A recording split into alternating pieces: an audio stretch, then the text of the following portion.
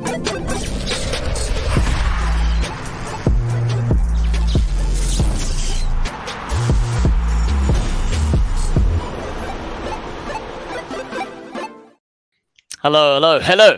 everybody, and welcome back to another show of Pre-Match Muti.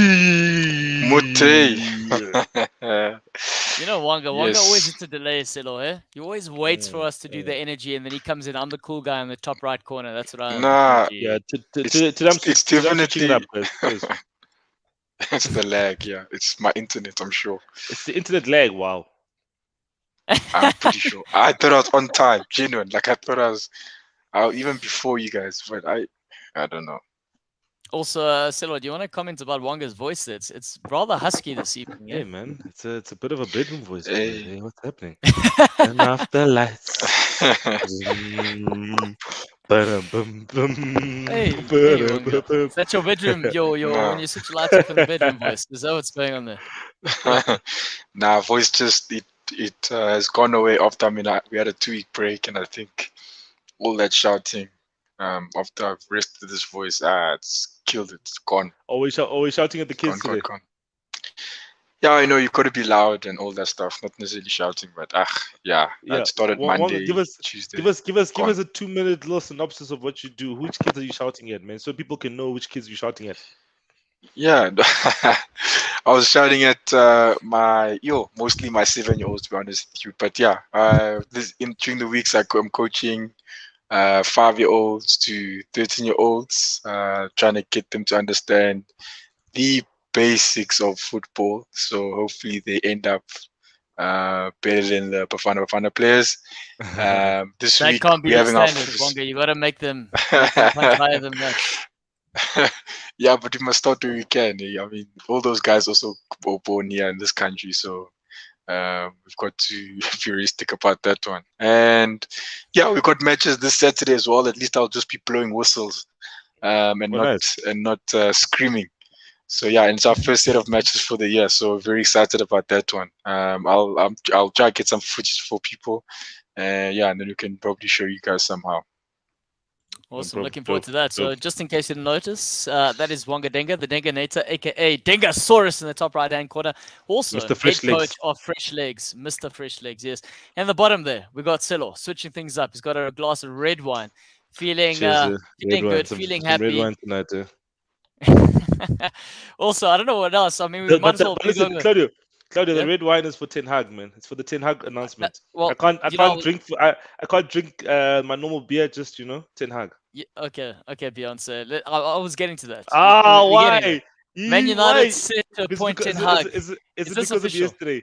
Is it because of yesterday? You say Beyonce Maybe. Flip. Nah, that's name's not can't No, go it's with the me thing. anyway now. It's Captain Selo Beyonce Maguire. That's what it's become now. Also, shout out to Arjun for joining us. Also, Pumalani, thank you very much. He's saying, what's up? Also, yeah, Arjun, very excited. Ten Hag. Selo, you want to update the people on what's going on here? Is this official or is it just like one of the many rumors? Because they're still looking at other options, but now they're saying it's official. How does that make sense? It's like I've asked someone out and I've still got other options on the back burner. I just want to ask anyway. What's going on there? So ESPN broke the news last night. ESPN UK and ESPN Netherlands broke the news last night. Reliable sources, Mark Ogden, and then the guy from Netherlands as well. They broke the news last night, saying that Manchester United will appoint Erik Ten Hag as the new manager. So it seems like it's one of those guys. You know what happens in any football transaction, football deal, the deal with the player or the manager is kind of approved in principle, or in principle, and then after with the player, you'd have medicals, and then here we go, whatever. Then they release the player with the photo and everything. It's tricky now with this manager because he's still fighting for the Dutch title and the Dutch Cup, so he's fighting for 2 trophies still that he's competing for. So they don't want to destabilize Ajax's chances with those competitions. So what will most likely happen is that Ten Hag will probably say, okay, they'll ask him, do you want this player? Do you want this player? Okay, what type of player do you want? Type of thing. So he almost kind of gives his ideas already to the Manchester United, so Manchester United can actually start that process to actually identify the players that can play under him. But then the announcement only comes at at the end of the Dutch season. So you understand. So you don't want to stabilize it, but you already have an agreement in principle. But then it allows Manchester United to actually go for the targets that you would like. To kind of really talk to them before other clubs talk to players. So there are some free agents that Manchester United are looking at, some good players. There's a guy by the name of Kamara. He plays for Marseille. He's a free agent, so we can probably look at such players, look at other players that would fit his system, so we can start having those conversations, which is quite good. And I think also Manchester United social media, or just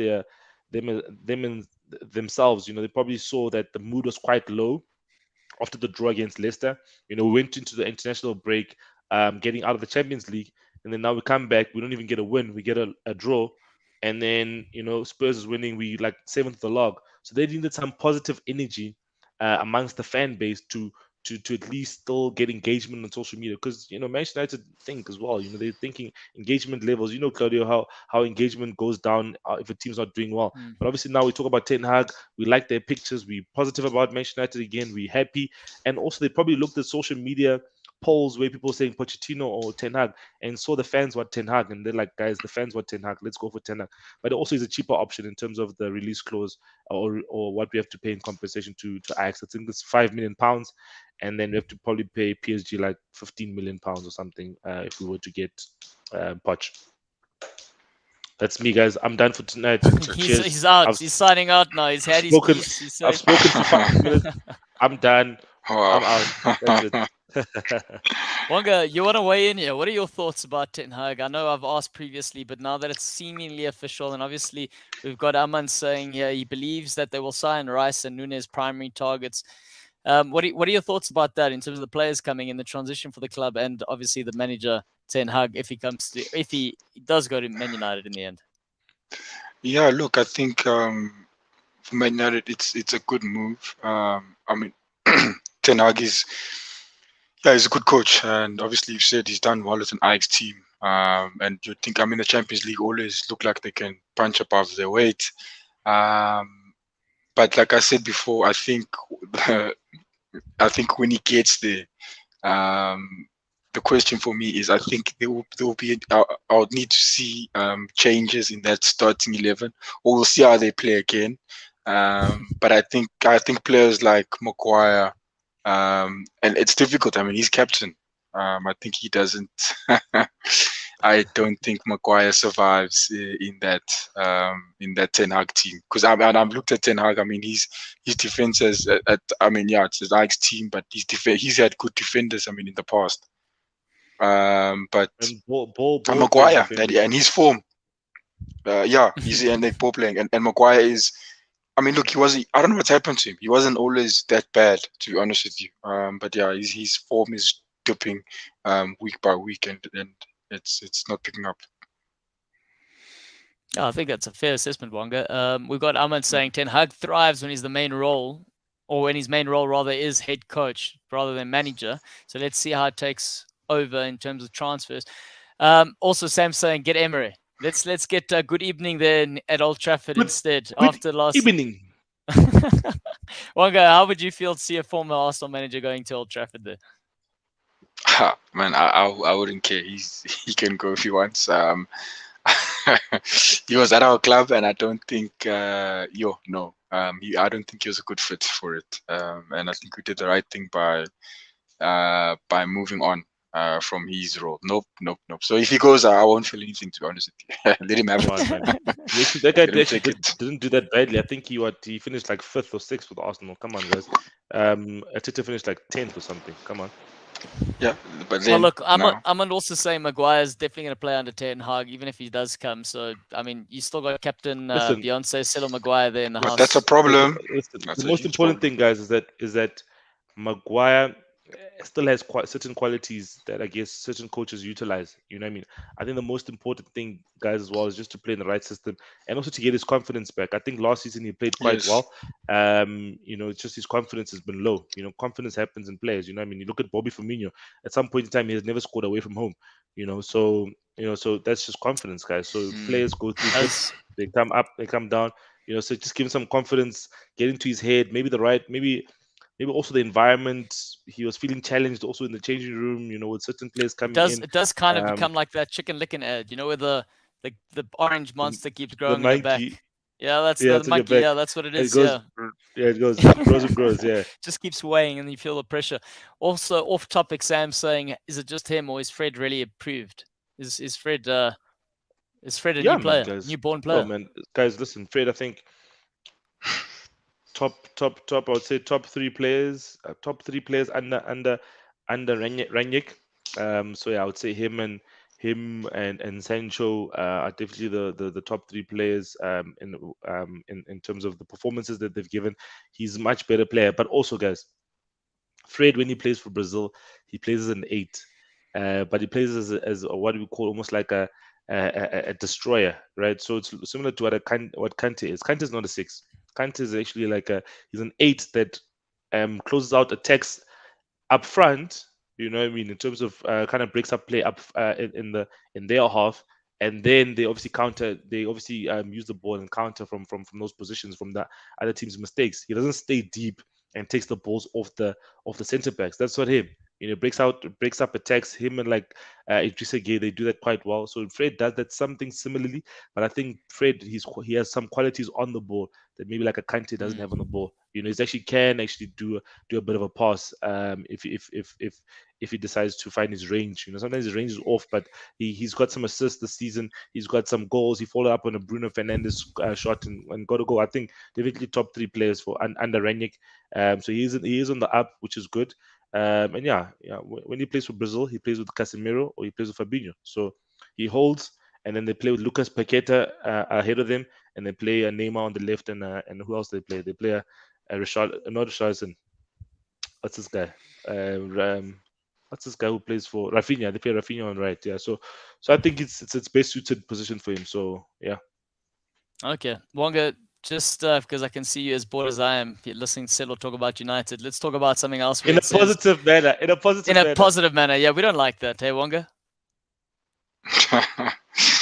Nah, I don't. I mean, look, I don't like to cry. I don't care anything about Man United now. As long as they're losing, I'm fine. Exactly. Anything positive, we bought.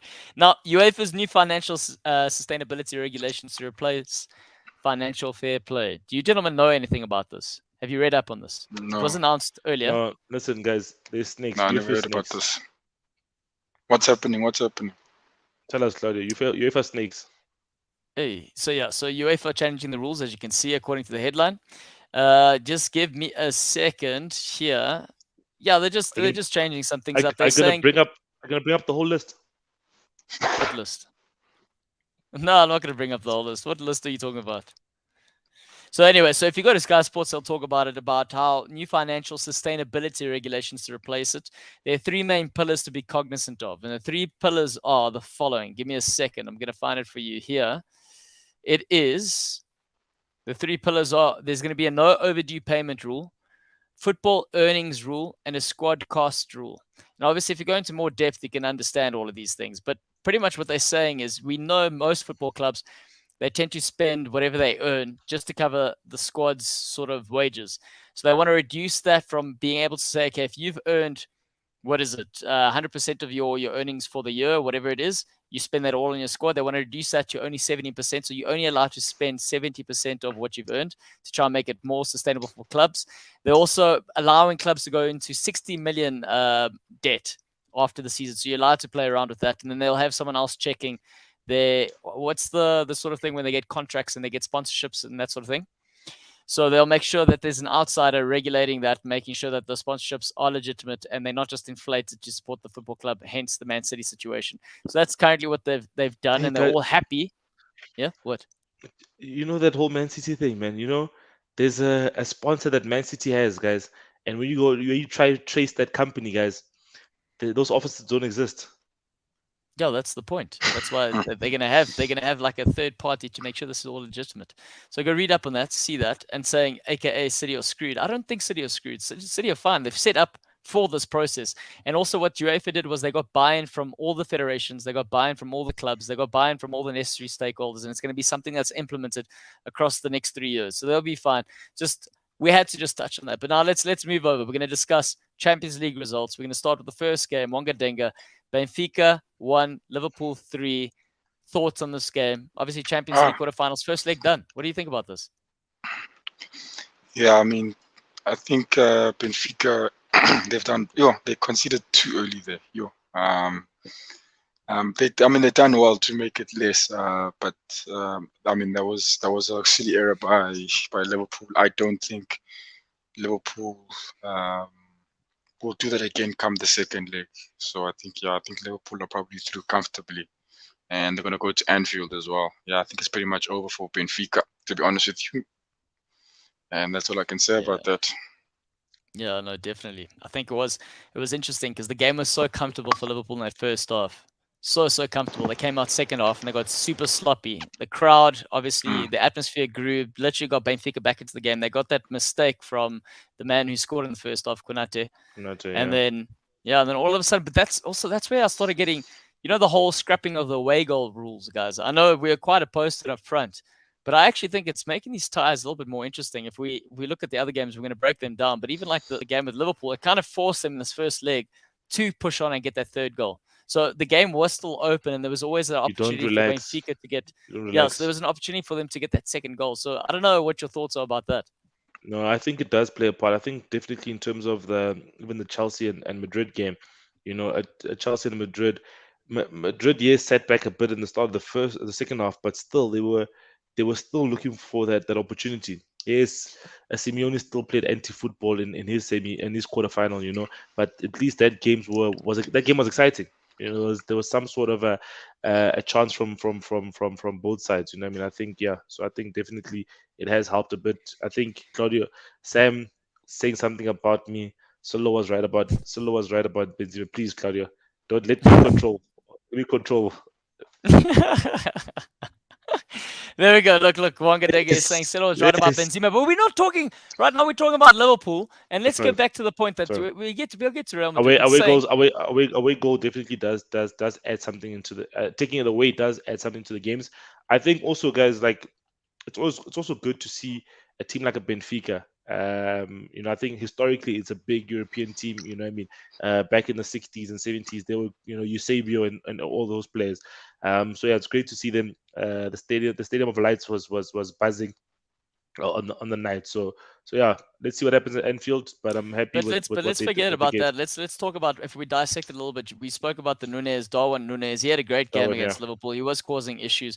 A lot of talk about him going somewhere else. I know, Selo, would you mind having a player like that at Real Madrid, at Man United next season? You'd be happy with that? 100%. He was great. He was great. We need to get a young striker. I think we need to get a young striker, up and coming striker. Yes, we all know about Erling Haaland. Then obviously there's the guy from the kid from Salzburg, the German kid from Salzburg, Ademoyo. So those are the kind of players you kind of need to look at and say, hey, cool, Erling Haaland's going to be too expensive for us. We don't want to deal with Mino Raiola anymore.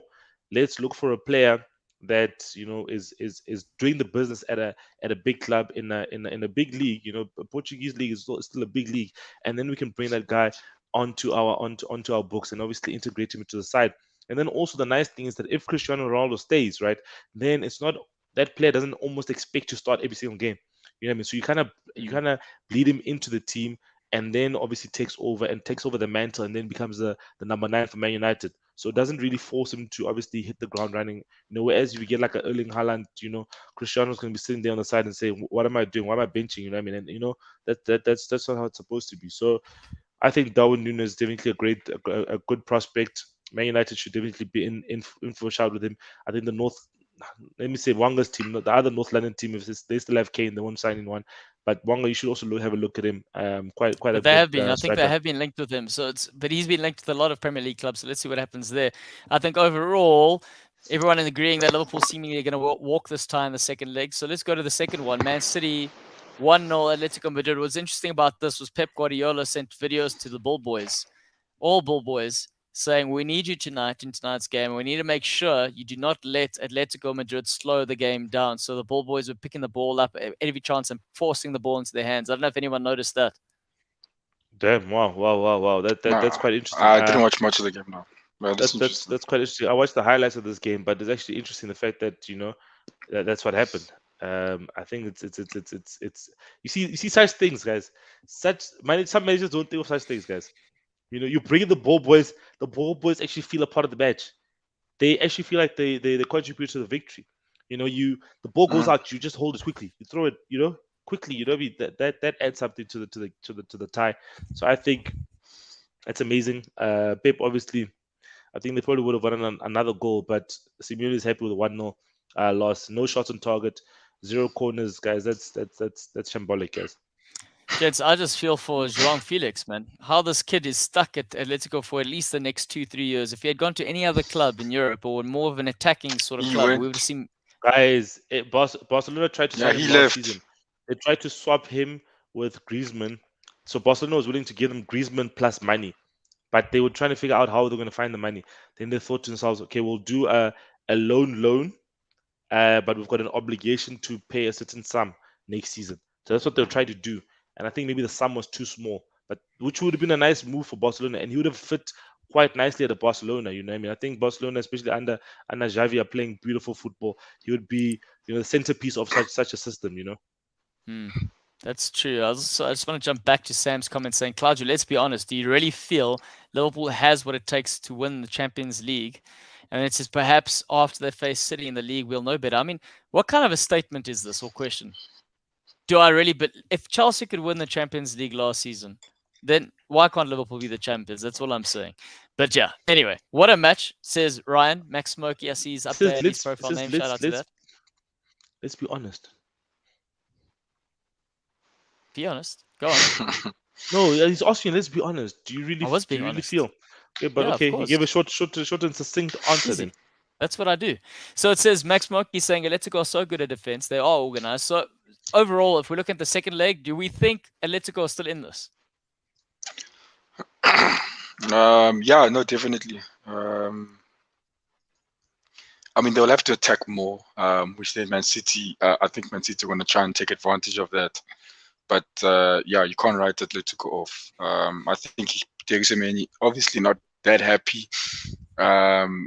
But I think, yeah, he's probably satisfied there's not a 2-0, 3-0 victory. 1-0 is better than, and again, it's not a way. He scores a goal and they're back in it. You know, that's all they need.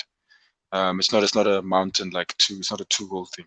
Even if it was the away goal rule, that's all he would have needed. But yeah, I think he's done well. And I mean, Man City were all over them, and they only managed to get 1 goal in. So I think, yeah, he's done his job, to be honest with you. Especially playing against the ball boys as well. I think he's done his job. He's done his job. Pum's asking, do Liverpool meet Man City in the next round? No. If the two of them are to meet, Pums, it's going to be in the final of the Champions League. Am I correct there, Silo? 100%. Yeah. So the winner Yeah, of UEFA planned that. The winner of UEFA. So winner of Benfica, Liverpool plays the winner of Villarreal and Bayern. Yeah, there we go, Pums. Just in case you're wondering there, we're going to go to the next game where Selo, now's your time. Sam's saying you were right about the gent. And here we go. Chelsea 1, Real Madrid 3. I mean, to be fair, I said the score would be 2-1. I don't know. I can't remember what you said there, Bonga. But Benzema on the day. I think I said Madrid to win as well. So I said Madrid are they're dangerous in this cup because they believe they own it. Yes. It's theirs. When you're looking at Modric, when you look at Kroos, you wanted to change your prediction because they were playing away from home. Don't say that, Selo. It doesn't matter. It's recorded. My result was recorded. Okay. Yeah, but 3-1 there. So 3-1 at Stamford Bridge. No, that was good. But I think it was a great performance. I caught the whole second half. I missed a bit of the first, but I think, guys, the quality of Benzema and yeah, the midfield trio of Real Madrid, that Casemiro, Kroos, and Modric combination is deadly, guys. Probably one of the best midfield trios we've ever seen in the history of football. They've been the longevity, guys. These guys have been playing together for about 6-7 years. And they're still dominating games. Modric is 36 years old, guys. 36 years old. He's still dominating the midfield. Kroos is a bit younger, but still, guys, that combination. Vinicius has matured. He's actually making the right decisions in the critical parts of the field. That cross to Benzema was a great cross, and yeah, the header was clinical, guys. And then the second one, I think, those is finishes, actually the second one, I think, is better than the first one, guys. I don't know what you guys think. The second one, because obviously it's behind him, and he just holds his head and it hits him. As there was a guy in the studio, I think, I don't know what it was, Steve McManaman or someone literally said that Benzema didn't hit the ball. He literally he held his head and let the ball hit him. And then it hit him, and then it went and it curled around the goalkeeper. I think that was the best finish out of the two. The other one, yes, it's a great header, but that one that's skill, guys.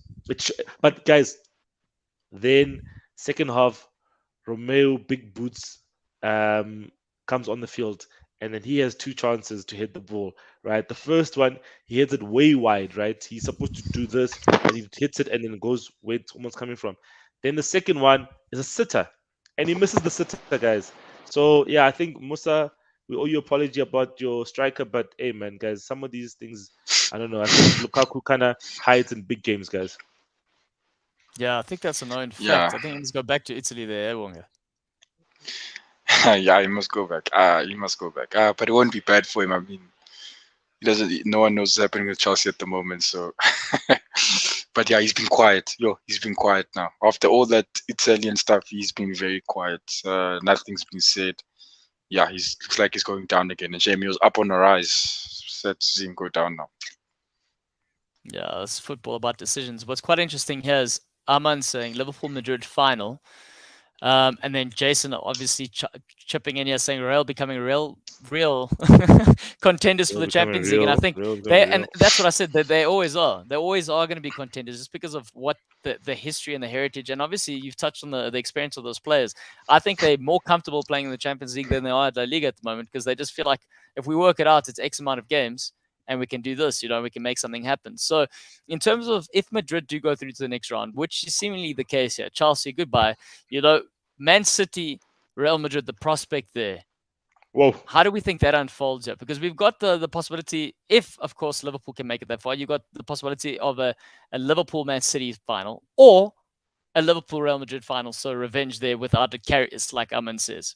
Or a Real Madrid Bayern final, or Villarreal, or Man City against Villarreal Bayern final. Of course. But let's focus in. Fine, let's retract it and let's say you only held Man City. Let's say Man toe. City. No, let's just say Man City and Real. Then what happens then, gents?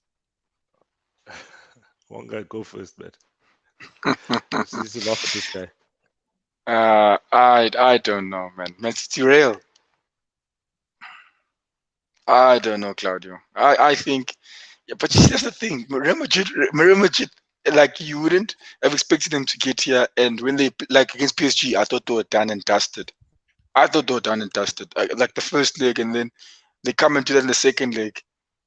If they like what Jason's saying, I think if they face anyone, I think they just have a potential to beat them. It's just there, and they've got that wicked left foot on the bench. So. You never know what you can expect from him also. I can't say, I can't even lie to you. Especially after seeing yesterday. I said Real Madrid to him, but I thought, Chelsea most probably will take it. And I was wrong. Wrong. You thought they would take the tie? No, so I said Real Madrid only because of what they did to PSG. But then I thought, but Chelsea should take it, I don't think Real Madrid would do that again. And guess what? They did it again. Yeah, because you saw them against Barcelona flat 4-0. That's what you can also expect from them. And then now they come against you just don't know. Yeah, so I can't lie to you. If they play like that again, they can take Man City out. They can. No, I couldn't agree more. I think it's let me think. I think Pep really wants this. Pep really wants this Champions League, guys. I think he needs to kind of put some respect back on his name in terms of him being a great European manager. Yes, we won't diminish. It doesn't diminish what he's done at City as in the league and the domestic titles, but he hasn't won anything in Europe. There will always be that question mark, guys. I think there's a friend of mine who's a Barcelona fan, so obviously by default becomes a Pep fan. He says he doesn't think that Pep has been a failure at Man City. We're not saying he's been a failure. We're saying he's done very well at Man City. He's been a success at Man City. But I think there will just always be that question mark over his time there if he doesn't win the Champions League. So then, but Selo, by that definition, then how would you compare Jurgen Klopp in comparison to what he's done? So what a Pep would have done. So say they both left end of the season, regardless Yeah. of what happens now. Okay, let's say right now the season ends for both of them. They don't finish it. What Yeah. Pep has done for Man City versus what Klopp has done, is it comparable? And then do you say Klopp. I think just because of the drought of Liverpool in the league, has done better. A phenomenal job. Liverpool has had a drought in the Premier League, 30-year drought. You know what I mean? And then what then happens is that they also win the Champions League the year before, the season before that, and then they lose the title by 2 points. You know what I mean? So I think from where Liverpool was to where they are now, I think Klopp has had a huge impact. Man City was winning under Pellegrini and Mancini. They were winning. They were winning Premier Leagues. Pellegrini got to the semi-finals of the Champions League and lost to Real Madrid in the semi-finals of the Champions League. Pep has gone a step further and gone to the final, but still he hasn't won it. So he's still, yes, cool. He'll be the most successful manager in Man City's career in terms of titles. But I think they will always, guys, they still even ask questions about Bayern. He's 3 years at Bayern. He won everything domestically with Bayern, but he never won the Champions League. They still say, he had a great time as the manager of Bayern, but he didn't win the Champions League. Do you understand what I'm saying? But cool, maybe because Man City isn't Bayern. So maybe I think then we should look at Man City are like PSG right now. So they need we that should look. Champions League to make them really like. No one's seeing them as elite, which is the ironic thing. Everyone's like they're top club, but no one's like they're not part of the elite crew. They're not elite. They're not about the elite crew. You know what I mean? So Bayern, I think just them being an elite club, they demand Champions League titles every 5 seasons or something like that. You know what I mean? At least they want to be in the conversation. They want, when they think they've got the best manager in the world, to deliver that trophy, that Champions League. But it's so difficult in the Champions League, guys. You can literally get a decision to go against you. Yes, now we've got VAR, but still, guys, there's so many factors, injuries. You know what I mean? You know, some of these teams have been in semi-finals and then their best players injured. You know, and then boom, you're done. You know, so I think it's very tricky. But I think definitely yes, he has done well at City. But the Champions League, guys. Wonga, quick one for you. Klopp or Guardiola right now, if they were both to leave their clubs as things stand, which one would you have said has done better? Yeah, I mean, as things stand, you'd have to say Klopp because of that Champions League and the amount of time he did it in as well. But yeah, I'd say Klopp. Yeah. Interesting. Sam saying his work is commendable. Yeah, he's saying his work is commendable, but arguably he did a better job at his previous club. Okay, we're not going to entertain that, Sam. You are poking the bear this evening. I can see what you're doing. All right, we've got Villarreal. Just add your voice there, man. We need to hear your voice. You know, yes, you're steering the ship tonight, but we just want to hear your voice. From what? From look, Klopp, Pep Guardiola. I think it's an interesting sort of conversation. But yeah, I mean, you've already said most of the things. It's pretty logical to your points, where you're looking at what Klopp's done. He's coming to the club. Liverpool find themselves in a terrible manner. He's had to work with constraints, and he's still managed to make it work. Pep Guardiola had an open checkbook. He's built on previous success, so culture was already there. So, and that I'll always side with a Klopp for bias reason, but for that perspective, it's also something I've never really. You got to respect Pep for everything he's done, but you've also got to say he's had the rub of the green.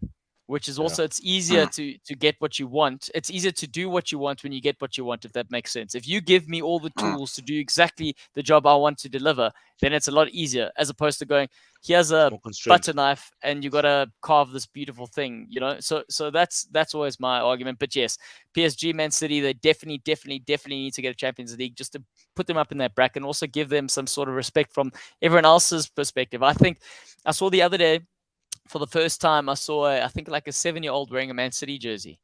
And I thought that was very interesting. I was like, oh, well, look at that. This kid knows nothing about Champions League. But, you know, his sort of future has been written there, him being a Man City fan, you know. So that's interesting to see what recent success can do for you and the next generation. So let's see what the next e-gamers are, all Man City fans. So, yeah, let's move on to the Villarreal sort of Bayern game here. The only one, I think it was, that predicted this result. Wonga Denga, tell us why. Tell us why you. No, he predicted a draw. Yeah, but yeah, go on, Wonga. No, I said Villarreal to beat Bayern. If I was not correct, I even said they were going to score more goals. I think I said 2-0 even to Villarreal. look, if you look at Bayern, right? You can even look at their run. They're not the same team. They're not dominating like they've done before.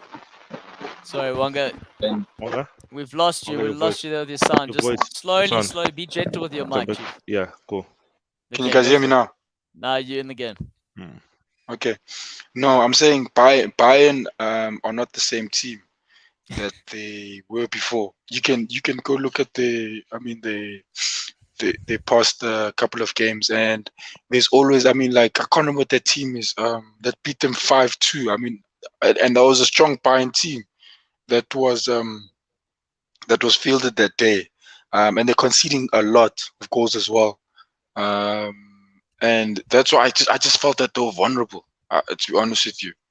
When I saw them, I thought that they were very vulnerable. Look, if I'm just looking here, like against Freiburg, okay, yeah, they're playing away, they concede a goal. Against Hoffenheim, they draw 1-1. You think Bayern Munich would beat them. Then they go and they beat Salzburg 7-1. And then there's still that result. They're losing 4-2 to Bochum. Like I've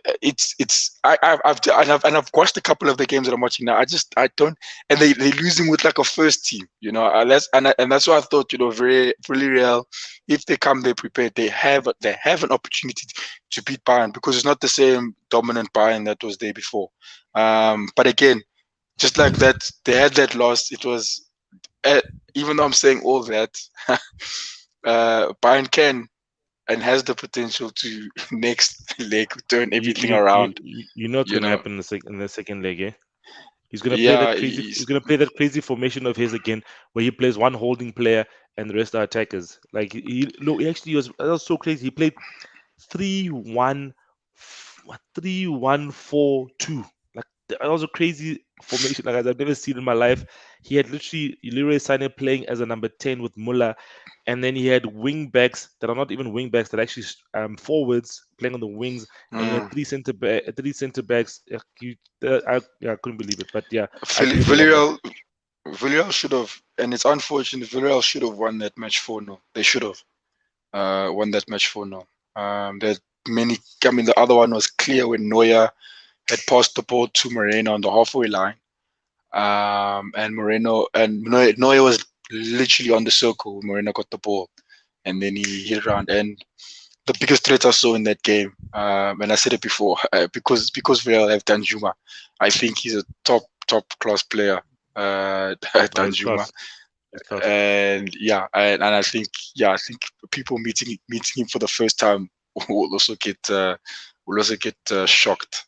That's why I also thought, that Villarreal have just a bit of an up edge on Bayern, but now they know him.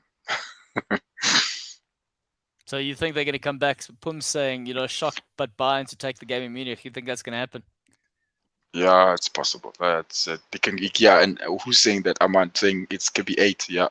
Oh. No. He's saying if they do their things, their shenanigans against Liverpool with a 3-1-4-2, they're going to get 8-3. Oh, That's what he's saying. Oh yeah. But it could be 5, could be 4 against Villarreal. It could be. Okay. All right. Fair enough, gentlemen. So I would say, give you predictions for the second leg, but it's fine. We can hold out on that. We're going to go to Premier League. It's time for the Premier League, betting corner, predictions. We've got the first game that we're going to talk about, and this is going to be Everton versus Man United. Silo, we started with Man United today, so we're kicking off the Premier League with United again. What are your thoughts? And in the comments, also keep these comments coming, gents. We're really appreciating this. We've got Arman firing, we've got Arjun firing, we've got Smokey, we've got Pooms, always. We've got the regulars, we've got our Jason's also throwing in some there as well. Yeah. Sam is there, perfect, guys. Warren, come through, man. Warren, wake up, man. I know your time there in Portugal is nice, but just wake up. Come on. All right, yes. So predictions here: Everton versus Man United. Results that they played, was it last night? It wasn't last night. They lost 3-2. Yeah, I told you. Did I not? Look, I said 1 goal difference. I said 1-0. They lost 3-2 in the end. So credit to Burnley for coming out and hitting 3 goals. I think, is that not a record for Sean Dyche's side, scoring 3 in a game? Man, come on, they've done 4 before. Just kidding. All right, let's Chelsea. Everton versus Man United at Goodison Park. Big trouble there. There's a lot of pressure. Losing to Burnley. That club, they're going to burn that club to the ground. I'm telling you. They're going to be flames.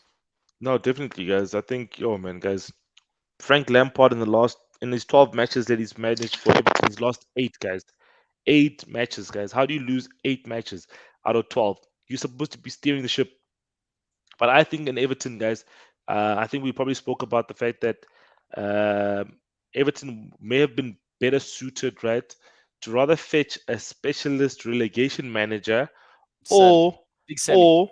or get the cult hero Duncan Ferguson Duncan. to be the manager till the end of the season. Because at least with Duncan Ferguson, guys, the fans will never turn against him, never ever turn against him because he's a cult hero. And I don't know, it cannot be worse than what Frank has done. That's what I feel. It cannot be worse than what Frank has done. And then in that way, then 100%. Yeah. then at the end of the season you say, okay, cool, Duncan, well done, you get an increase on your salary, and you still continue as an assistant manager, and we bring in someone new, type of thing. You know what I mean? But guys, Frank is driving this club to the ground, guys. There's 1 point between them and Burnley. Burnley's okay, cool. They've got a game in hand on Burnley, but They're still, smelling what is the blood game? though. But hang There's on, no hang game. on. Burnley There's now no after game in that hand. win. But that win, they're smelling blood. I think 100%. it's writings on the wall for 100%. Everton. Guys, Burnley's a pub team, guys. A pub team knows how to, rumble, guys. They know how to rumble. They know how to get results. But yeah, I feel bad for Frank and his team, guys. Richarlison played amazingly well, scored 2 goals, and still be on the losing side. I can't wait for a player like Richarlison to go to a better team, guys. Said, oh, look at this. Sam said I forgot to mention his name, and I was hurt. Now supporting City. Weren't you supporting City anyway, Sam? Come on. Yeah, I think you were doing that. Also, Wonga Denga, what do you feel about this? He says, I wonder if Arsenal will sign Calvert-Lewin because he'll be cheap if they get relegated. Would you be happy with that signing? I think he's overrated personally. But I thought the same thing about Kane, and I was proven wrong. Wonga, we can't hear you. Your mic. I'm saying they must keep him. They must keep him. They must keep Calvert-Lewin. I think made him so sad. I think for the type of system that Arsenal are currently playing, Calvert-Lewin is not the kind of striker that they need. They need a ball-playing striker. You know what I mean? So they need a ball-playing striker. Lacazette is a ball-playing striker. I think you keep a Lacazette. You get another player who's under the age of 25, and then you can move forward. I don't know who I can say from the top of my head right now the Premier League who's ball-playing, but I think that's what you should do. But I can say I can admit that Calvert-Lewin is dangerous in the air. I think probably one of the best. He just needs to convert a bit more, but definitely one of the best in the Premier League in terms of his aerial threat. But other than that, his aerial threat's a problem because when you consider it, it's like Calvert-Lewin moving to an Arsenal would remind me of Andy Carroll from Newcastle to Liverpool, where you've got a certain way that you want to play. And then all of a sudden now you've got this big man up front. So what are you going to do? You're going to play long. And even Frank Lampard, Frank is whack. Yes, Smokey, you're not wrong. But the issue with Frank is he's trying to pull Sam Allardyce's tactics while you can also play. But now you got Calvert-Lewin, so they're going route one. Those players are shattered. There's zero confidence. I watch them try and build up from the back. They get the ball. Pickford gets the ball, plays the ball. Their center halves are a joke, by the way. They play the ball to the center halves. They pass the ball to each other, and then they go back to Pickford, who plays the ball long. That's their outlet every single time. They are in big trouble. Big trouble. So, but apart from that, gents, prediction. Man United, Everton, what's going down there? About as dangerous as Chris Wood, Ryan says. This is about Calvert-Lewin. Man United 2-0. I think Man United take it 2-0. Surely they have to win this. Surely. I don't know, guys. This team is disappointing me too much for me to be so I can't be confident going into any game for United, guys. Even against a depleted and Everton that. Yeah, I'm gonna say 2-1. I'll say 2-1. I'll give my team a win, 2-1. We can't drop any more points, guys. If we win all our games till the end of the season, I think we'll still have a shot for top 4. But if we drop points, especially against an Everton, we can just pack up and just give us an average of what the other teams get and just give us those points. Yeah, I think just on that note, I'm looking at it and I'm going, Man United should outright be the victors here. But my only concern about this game is that Man United and Everton have a great history with each other. They're good Playing friends, each other, trading up and down. So there might be something where, hey, scratch our backs, we scratch yours. Mhm. Maybe, you get another player on a cheap there. Maybe get Richarlison in the next window for free if you let us stay up here. So just watch out for that. So there could be a possible upset. And also, maybe this is a game more suited for an Everton right now because they don't have the grit. But maybe if a Man United come and play more expansive football, they could get in behind. And that's what they're angling for. So I'm going to say, look, I haven't been backing Everton this whole time. So I actually forget everything I just said. Man United to win 3-0. Done and dusted. Arsenal versus Brighton. Wonga Dinga, take us away here. What? Yeah. What, I Claudio? think this one, yeah. I don't think this one will be.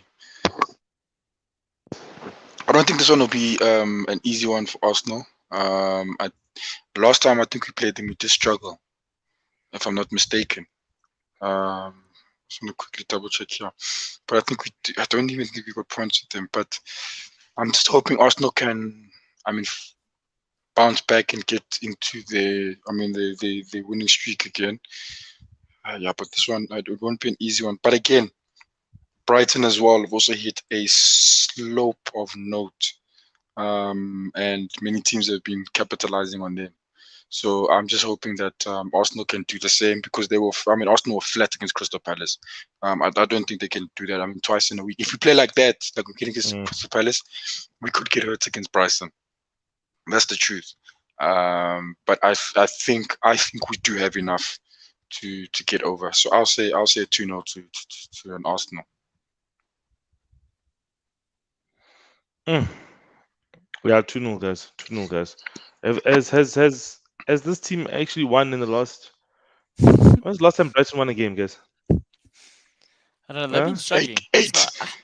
They've lost 7 in 8. You see, because I remember there was a time when they had lost like 6 in a row or something like that, guys, and they've been going backwards now. They were like 9th and now they're 13th. So imagine. So you saying Wonga, okay, they drew this last game, and obviously the other games they had lost. So they lost. Yeah, other 6 they've lost 6 before that. They lost 6 before that, and now, guys, I think Arsenal's going to win this game 2-1. They have to get back into a top 4 race. Yeah, and Sam's saying if Wonga isn't positive, rest assured Arsenal's going to collapse. I'm asking you, Wonga Dinga, Tierney out to the World Cup, right? Is that correct? Not till. They said he might. Well, they said he will miss it. That's what they're saying. If he's going under op now, they said he'll miss it. Okay. But guys, don't forget, he's what you call, guys? He's what do I want to say to you? What's this thing called? His team still needs to play the qualifiers, guys. What do you mean he's going to miss the World Cup? No, they've got some players there. Robertson can pick up the slack there. They've got other guys. They've got some leaders. They've got your boy McTominay there. Also, man, they'll be all right. They can still make it. Pums with a solid prediction saying 3-0 to the Gunners. I'm going to agree with that. I think they're going to put 3 past Brighton Wonga. So this could be the time where, the fortunes for Arsenal change because I'm actually backing them here. I'm saying, but Celo, won't it be a typical Arsenal to give them their first win in 10? What about that? I agree. True? I agree. Yeah. I agree. Arjun. Oh, Aman. Is it Aman? Aman. It's Aman. I agree. Aman. Hey, man, I love the comments that you're giving tonight. You woke up on the right side of bed tonight. This morning. Gents, quick fire with this one. Southampton versus Chelsea. We got obviously Chelsea getting thumped 3-1 at home to Real Madrid, but it is Real Madrid, Benzema and the boys. Wonga Denga, what do you think's going to happen here? Can I go first? 1-1. Ward-Prowse, top corner. Yep, best free kick taken in the world. Ward-Prowse, top corner. Captain Fantasy League there. 2-1 to Southampton. 2-1 Southampton. Settle? Southampton beat them. Arsenal close on them. 1-ish, guys. You see, okay, now because of Wonga was stupid enough to say such a comment, Chelsea 2-1. What? Yeah, look, for the sake of Pums is here, and we know Pums likes his Chelsea. Wonga. I don't know, Pums. What do you think's going to happen here, Chief? With this one, 3-1 is quite a result at home. Look, the weather wasn't great. It wasn't great. It played into the hands, I think, of the scrappiness of the tie and the loose balls and that sort of thing. But Southampton, at home, if Southampton are playing away, and I know Southampton can be Chelsea's bogey side because I watched the game once live there, and where they beat them at Stamford Bridge 3-1. So there's the potential for an upset. I think if anything, for Arsenal and Wonga, for his joy and his hope and their spirit there for that top 4 spot, this could be the chance for Arsenal to close the gap there. So I'm going to go with an upset. I'm going to say a draw. 1-1. Wonga couldn't get a draw from me, man. I was going to give it to him. So Wonga came with his cockiness and says, yeah, if they lose, we close the gap on them. Come on, man.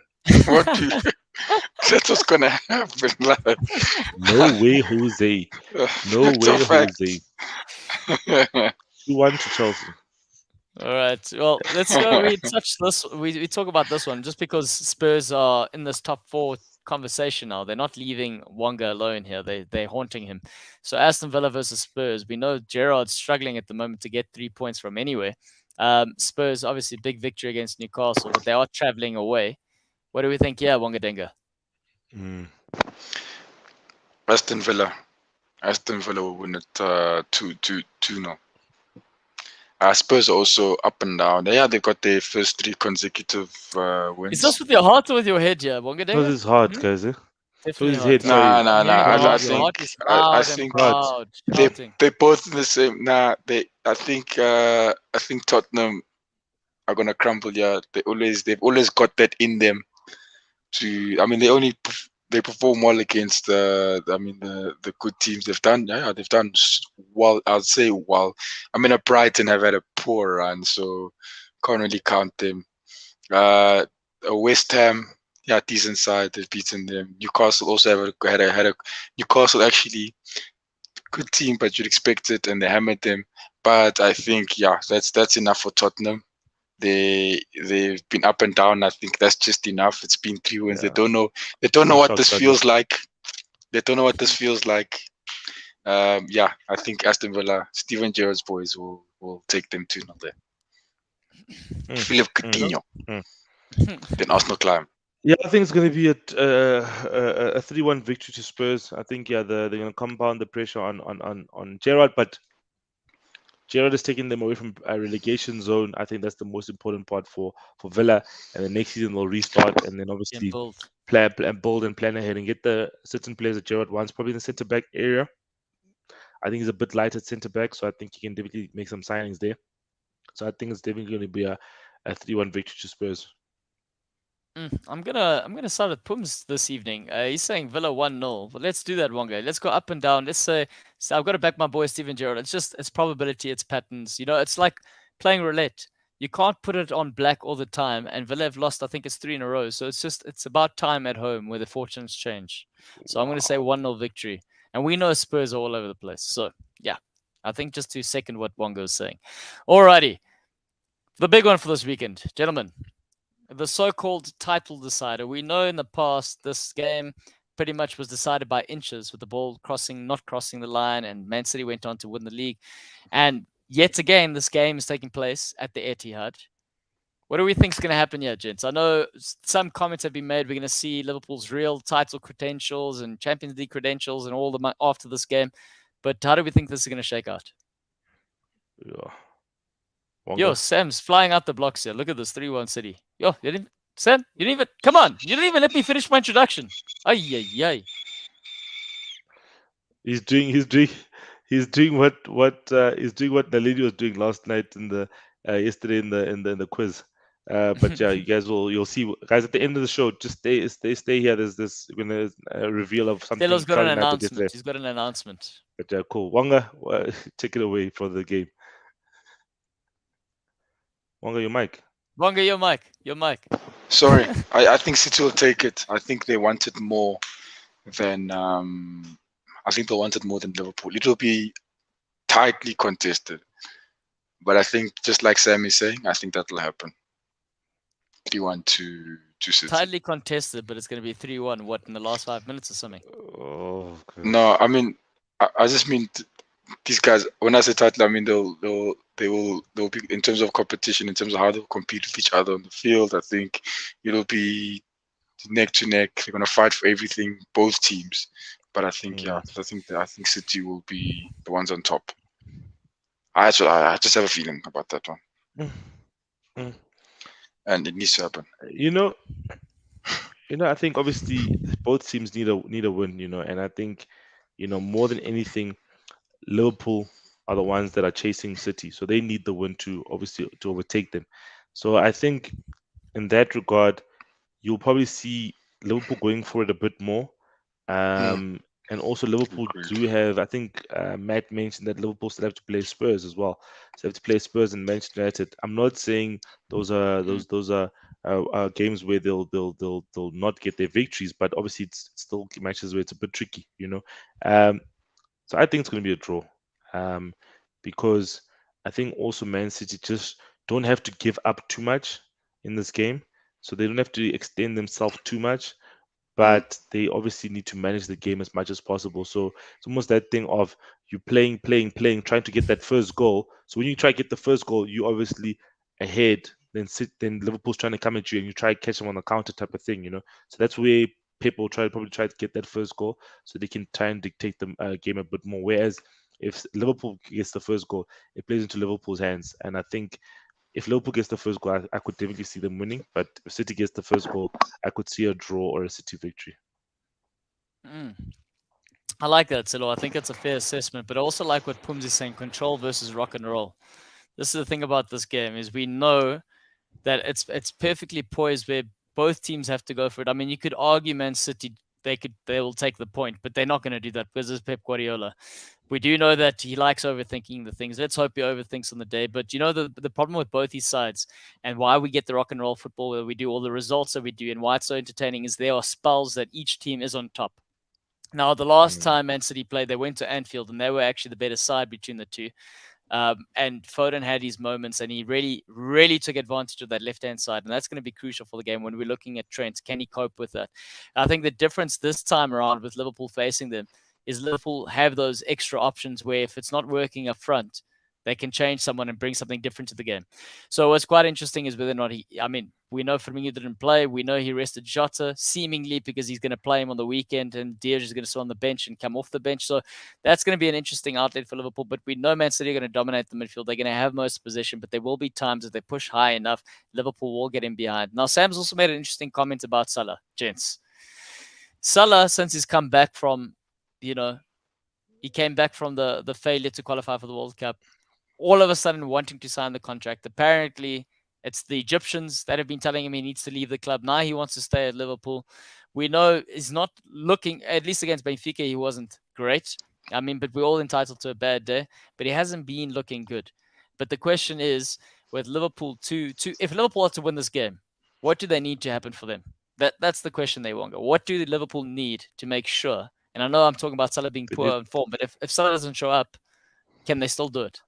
But I mean, they've got a Diaz, they've got a Mane as well. Mane. Mane, I think, is top close. Yeah, so I think they still can.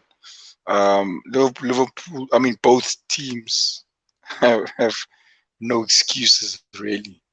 They have no excuses to not come up to that game and give 100% or be 100% of what they are. There's no excuse for anyone. If you take one player out of any, okay. If Man City are missing a De Bruyne, I think that's gonna hit them hard. But Liverpool, you take one player, just choose one player, and I think they should still be okay. There shouldn't be an excuse really. I can't even lie to you. There's no room for an excuse in Liverpool. Okay, no room for an excuse, but let's give room for predictions. Sam saying 3-1 to City. Ryan saying 2-1 to Liverpool. Pums hasn't given a prediction. Maybe it's still coming. We got Aman saying 3-3. Wonga, what's your prediction here? Yo, Aman, where's Aman's predictions, guys? Man, wait, no, sorry, it's Arjun's predictions actually. Sorry, fuck. I'm not in my game tonight. Claudia threw me off yesterday. Fuck. Alrighty. Come on there, Wonga. Prediction, did you give one? Yeah, I said 3-1 to City. 3-1 to City. Silo, prediction? Hey, Spoobs, you and me today. Wait, same wavelength. Okay, sorry, Silo, go ahead. 1-1. 1-1. Yo. Hey, and that's possible, right? City still 1-1. Get a good advance from there. But you also Makes think sense. both teams would be happy with a 1-1 to a certain extent? Liverpool would be Obviously, City wants to extend their lead, and then Liverpool wants to obviously go past them. So I think no team will be happy with that, but City will be happy. I think City will be happy. Yeah, I think yeah. City will be happy because I think they'll be happy because I mean, really, you don't want to risk it all. I think they'll be happy with the 1 and or a 3. I mean 1 point or 3 points. I'll be honest with you, I won't lie to you. I think Pum's saying Sterling to miss open goals. I'm going to say it's going to be a 2-1 victory. I have to side with Liverpool. They have to do it. If they don't do it, look, it's not going to say, like you've mentioned, Selo, it's not done and dusted then, because they still have to beat Tottenham. They still have to beat Man United.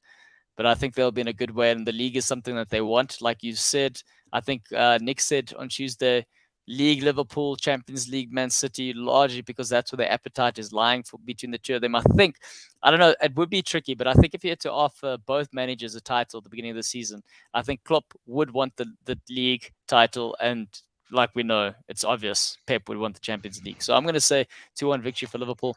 Gents, that pretty much wraps up the show for this evening. Logic is Wonga's struggling there with his voice because he's been shouting at kids all day. Yeah, can we, Claudio? Are we ready to share?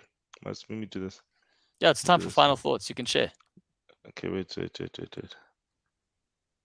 you can talk, Wonga. Wonga, your mic. Oh, so Mike, yeah, no, it's down now. What are my final thoughts?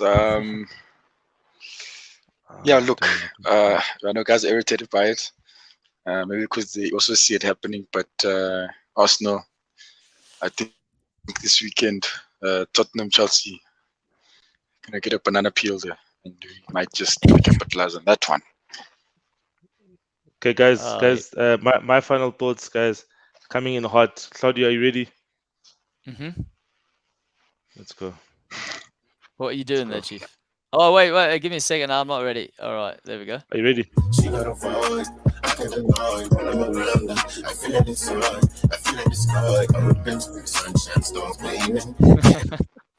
Join me, Naledi Malela, on a brand new season of My Top 5. Do you know who the long is, or who they call the long? Hi everyone, and welcome back to my channel. If you are new here today, please make sure to smash that subscribe button, and for all my returning subscribers, welcome to another video with your ultimate fave who's sitting with these strange men. Who are these men in my dress house? Don't tell my dad. So you guys know that I wanted to start this segment on my channel where I would introduce every single month one small YouTuber that would come on my channel and we'd do something fun. Wait, small. I mean, Telo's are bigger. So yeah, guys. That's us, guys. We shot this video with Naledi Official, who's a lifestyle YouTuber. So yeah, guys, check out the video. It is live. It went live tonight, guys. So hop on to where do we check it out? To Naledi Official's I'll put the link in the comments. You can do that. Yeah, put the link in the comments. Let me put it there, Silo. Put it there. Let me try to put the link in the comments. And the Discord as well. Guys. Yeah, in the Discord, we'll share it there. Yeah. And also, just to let you know how it plays out, it's pretty much a Man United Liverpool quiz. I set up some questions for Selo. Selo set up some questions for me, and every time we got the question wrong, we'd have to have a shot. And Naledi was the official, and yeah, that's pretty much. You go see who won the quiz. Yeah, see who won the quiz, guys.